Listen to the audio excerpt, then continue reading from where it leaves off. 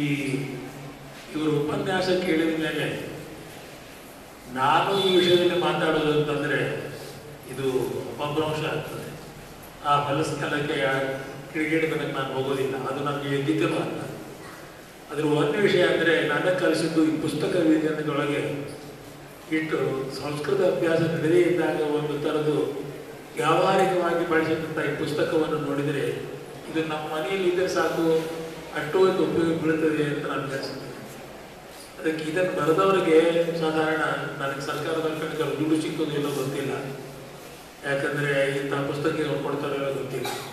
ಆದರೆ ಪ್ರಯತ್ನ ಮಾಡಿ ನೋಡಿ ಸಿಕ್ಬೋದು ನಿಮಗೆ ತಿಳಿಸಲಾಗಿ. ಯಾಕಂದರೆ ನಾನು ಒಂದು ಭಾಗವತ ಪುಸ್ತಕ ಬರೆದ ಮೇಲೆ ಸರ್ಕಾರದವರೇನೋ 5,000 ರೂಪಾಯಿ ಕೊಟ್ಟರು, ನಾನು ಯಾಕೆ ಕೊಟ್ಟರು ಗೊತ್ತಿಲ್ಲ.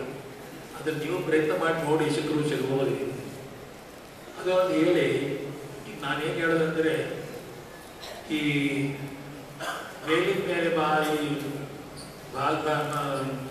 ಜಯಂತಿ ಮಾಡಿ, ಭಗವದ್ಗೀತಾ ಜಯಂತಿ ಮಾಡಿ ಜನರಲ್ಲಿ ಅದರದ್ದೊಂದು ಉತ್ಸಾಹ ಹುಟ್ಟಿಸೋದು ಒಳ್ಳೆಯದು.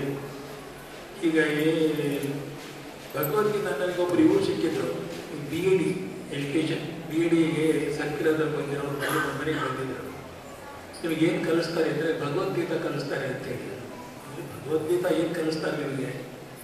Krishna teacher, Arjuna taught.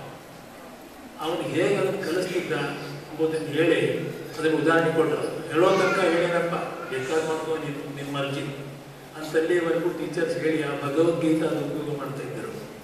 ಈಗ ಇಷ್ಟೇ ಇಲ್ಲ, ಕಾರ್ಪೊರೇಟ್ ಅವರು ಕೂಡ ಇದು ಉಪಯೋಗ ಮಾಡ್ತಾ ಇದ್ದಾರೆ ಅನ್ನೋದು ಎಷ್ಟು ಜನರಿಗೆ ಗೊತ್ತಿದೆಯಲ್ಲ ಗೊತ್ತಿಲ್ಲ.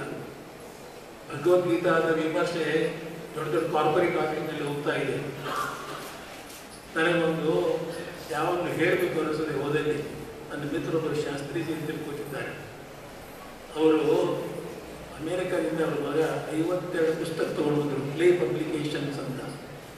ಅದೆಲ್ಲ ಮಹಾಭಾರತದೊಳಗಿದ್ದು, ಎಡಗಡೆಗೆ ಓರಿಜಿನಲ್ ಮಹಾಭಾರತ ಇದೆ, ಬಲಗಡೆಗೆ ಅದರದ್ದು ಬರೆದಿದೆ.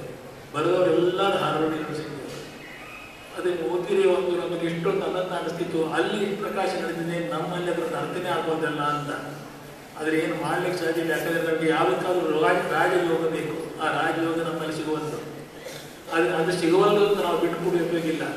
ಇಷ್ಟು ಜನ ನೀವು ಕೂತ್ಕೊಂಡಿದ್ದೀರಿ, ಇಷ್ಟು ಜನ ಮತ್ತು ಸಂಸ್ಕೃತಿಯಲ್ಲೆಲ್ಲ ಮಾತಾಡಿದ್ದು ನೋಡಿದರೆ, ನಾನು 1947 ಭಗವದ್ಗೀತಾ ಕಲ್ತಿದ್ದೆ. ನಾನು BA ಆನರ್ಸ್ ಮಾಡಬೇಕಾದ್ರೆ ಇಂಗ್ಲೀಷ್ ಸಂಸ್ಕೃತ ಸಬ್ಜೆಕ್ಟ್ ತೊಗೊಂಡಾಗ ಅದೆಲ್ಲ ಈಗ ನಾನು ಮರ್ತೋಗಿದೆ. ಇದನ್ನೆಲ್ಲ ಕೇಳಿದರೆ ಮಾತ್ರ ಅದನ್ನು ಕಲಿಬೇಕು ಅಂತ ಅನ್ನಿಸ್ತಾ ಇದೆ. ಅದಕ್ಕೆ ಈ ಥರದ್ದು ಸುಧಾಮಣಿ ಅವರು ಮಾಡ್ತಾ ಇದ್ದದ್ದು ಬಹಳ ಯೋಗ್ಯತೆ. ಇದನ್ನೇನು ಮುಂದುವರ್ಸ್ಕೊಂಡು ಹೋಗಬೇಕು ಅಂತ ನನಗೆ ಅನಿಸ್ತದೆ.